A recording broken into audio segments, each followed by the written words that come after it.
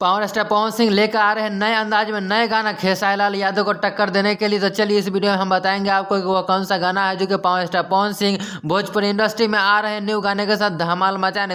तो चलिए इस वीडियो का स्टार्ट करते हैं। इस वीडियो में आपको सब बताएंगे वो कौन सा गाना है और कब रिलीज किया जाएगा और किस यूट्यूब चैनल पर भी रिलीज किया जाएगा, सब कुछ आपको इस वीडियो में जानकारी दी जाएगी। तो चलिए बिना समय लेते इस वीडियो का स्टार्ट कर देते हैं। तो चलिए अब बात कर लेते हैं कि ये गाना कब रिलीज किया जाएगा। तो दोस्तों मैं आपको बता दूं कि इसका टीजर लॉन्च हो चुका है। इसका फुल गाना कल सुबह में आ जाएगा।